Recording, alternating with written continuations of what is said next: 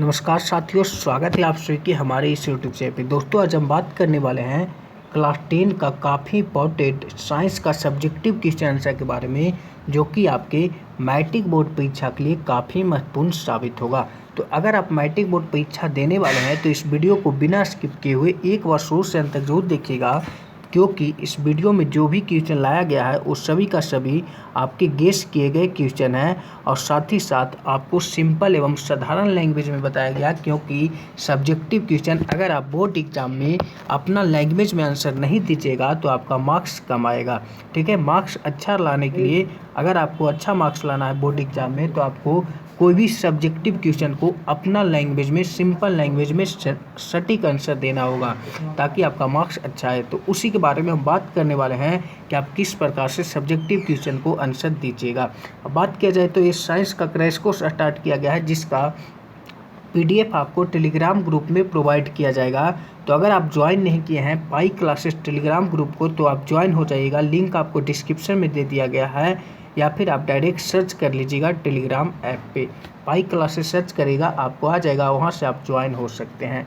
बात किया जाए पाई क्लासेस ऐप का तो यहाँ पे आपको कल ही 350 क्वेश्चन SST का अपलोड किया गया है, जो कि आपको PDF प्रोवाइड किया गया है। आप यहाँ अगर ये ऐप को डाउनलोड करिएगा तो आपको ये सुविधा उपलब्ध होगा जो सभी क्वेश्चन आपको गेस किए गए हैं। तो आप पाई क्लासेस ऐप को जरूर डाउनलोड करें। यहाँ पे आपको PDF दिया जाता है जो कि गेस किए गए VVI क्वेश्चन होता है। अगर आपको लाइव टेस्ट देना हो क्लास 10 का तो आप टेस्ट में हिस्सा ले सकते हैं। गूगल पे आप जाके सर्च कर सकते हैं www.5starstudy.com। ये सभी का लिंक आपको डिस्क्रिप्शन में दे दिया गया है। यहाँ पे आपको प्रतिदिन सभी सब्जेक्ट का ऑब्जेक्टिव टेस्ट लिया जाता है, तो आप टेस्ट में ज़रूर भाग लें कि आपका किस तरह का लेवल है, यानी तैयारी का जो आपका लेवल है किस तरह का है। ठीक है, तो टेस्ट में जरूर सभी लोग भाग लेंगे। अगर आपको कोई दिक्कत या परेशानी हो तो ये दोनों नंबर में से किसी पे भी संपर्क कर सकते हैं। चलिए वीडियो को स्टार्ट करते हैं। आज का पहला जो क्वेश्चन है वह आपके सामने है, कह रहा है विद्युत फ्यूज क्या है, यह किस मिश्र धातु का बना होता है। काफ़ी इंपॉर्टेंट क्वेश्चन है, आपके बोर्ड एग्जाम में 2 मार्क्स में पूछे जाएंगे। तो याद रखना है विद्युत फ्यूज जो होता है वो क्या होता है या किस मिश्र धातु का बना होता है।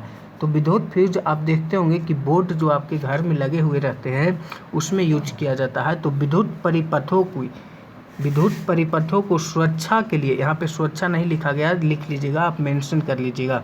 तो विद्युत परिपथों को सुरक्षा करने के लिए विद्युत तार, फ्यूज तार का उपयोग किया जाता है। यह अति भारण अथवा लघु पतन के कारण उत्पन्न विद्युत ऊर्जा के बहने पर यह गल जाता है। यानी जब अति भारण होता है या फिर लघु पतन होता है, जिसको शॉर्ट सर्किट कहा जाता है, उसके कारण इसमें उत्पन्न जो विद्युत धारा होता है उसके बहने के कारण यह तार जो होता है वो गल जाता है तथा सुरक्षा प्रदान करता है। यानी जब गल जाएगा तो हमारा जो विद्युत परिपथ है, यानी जो हमारे बोर्ड है, जैसे कि बोर्ड में लगा हुआ है, तो वह बच जाता है, यानी खराब होने से बच जाता है, यानी सुरक्षा प्रदान करता है।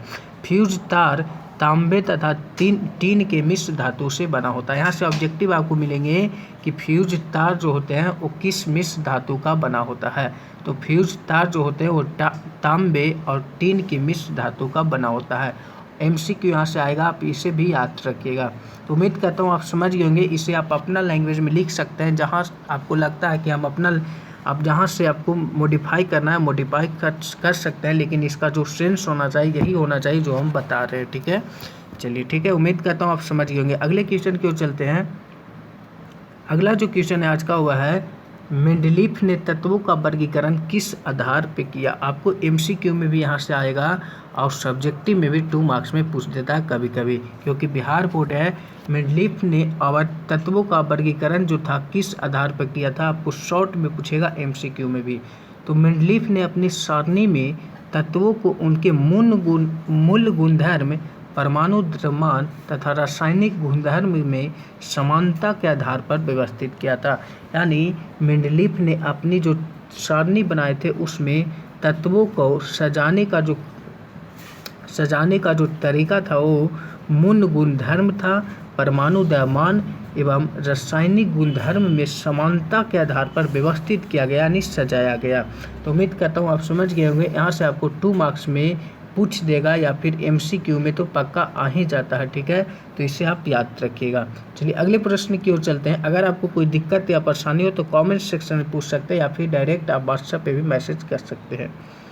लघु पतन से आप क्या समझते हैं? काफ़ी इंपॉर्टेंट क्वेश्चन। लघु पतन जो कि शॉर्ट सर्किट कहा जाता है, इससे आप क्या समझते हैं? पूछा गया प्रश्न है 2 मार्क्स में, ठीक है। तो इसे आप याद रखिएगा। हम बता देते हैं, इसका सेंस आपको याद रखना है। आप मॉडिफाई करके लिख सकते हैं। ऐसा नहीं कि जो हम ये बता रहे हैं इसी को लिखना है, ऐसा नहीं है। आप अपना लैंग्वेज में भी इसे आंसर दे सकते हैं।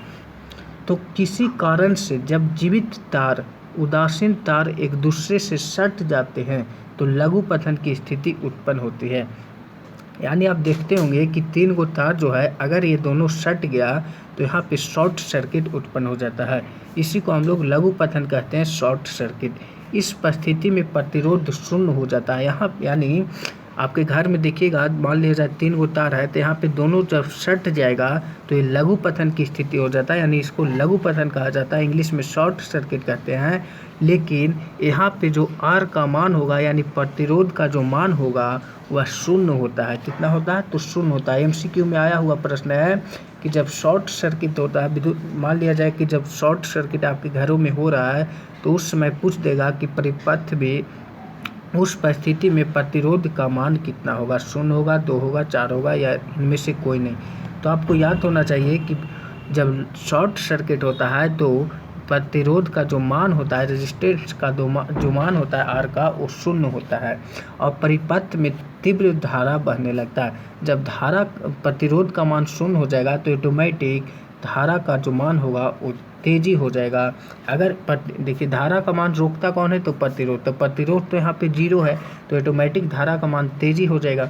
धारा के उच्च होने पर काफ़ी ताप उत्पन्न होता है। यानी जब धारा उच्च होता है यानी हाई होता है, उस समय काफ़ी टेम्परेचर यहाँ पे उत्पन्न होता है, जिससे अग्नि की उत्पत्ति होने यानी जिससे आग लगने की संभावना होती है तथा परिपथ में आग लगने का भय रहता है। यानी उस समय आग भी लग सकता है परिपथ में, यही आपको बताया गया है। तो शॉर्ट सर्किट क्या है आप उम्मीद करता हूँ समझ गए होंगे। इसे आप लिख दीजिएगा अपना लैंग्वेज में। चलिए अगले प्रश्न की ओर चलते हैं। अगला जो प्रश्न आज का है वह है सोडियम हाइड्रोजन कार्बोनेट का 2 उपयोग लिखे। सोडियम हाइड्रोजन कार्बोनेट का फार्मूला आपको पूछा गया है मैट्रिक बोर्ड परीक्षा में कि क्या होता है। तो सोडियम हाइड्रोजन कार्बोनेट का फार्मूला NaHCO3 होता है। ये आप याद रखिएगा, पूछा गया प्रश्न है। तो इसका उत्तर देना है कि सोडियम हाइड्रोजन कार्बोनेट के 2 उपयोग इस प्रकार है। पहला, सोडा अम्ल अग्निशामक में किया जाता उपयोग अग्निशामक में किया जाता है। आप देखते होंगे कि अग्निशामक जो रखा हुआ रहता है वहाँ पे NaHCO3 का उपयोग किया जाता है। उस पर लिखा हुआ भी रहता है, जहाँ पे आप देखिएगा अगर क्लास में या फिर कहीं ऑफिस में देखने के लिए मिलेगा तो वहाँ पे देखिएगा या फिर पेट्रोल पंप पे तो ये लिखा हुआ रहता है NaHCO3 का उपयोग किया जाता है उसमें अग्निशामक में। अगला जो है वह है सोडियम हाइड्रोजन कार्बोनेट एंटासिड का एक संगठन है। क्षारीय होने के कारण या पेट में अम्ल की अधिकता को उदासीन करने राहत पहुंचाता है। यानी यह जो है एक एंटासिड का एक संगठन है। क्षारीय होने के कारण यह जो है पेट में अम्ल की अधिकता जो होता है उसको उदासीन करके राहत पहुंचाता है। यानी कि क्षारीय जब ये होता है जिसके कारण पेट में जो अम्ल की अधिकता होती है यानी अम्ल जो हाई हो जाता है उसको उदासीन करके राहत पहुंचाता है हमारी पेट को।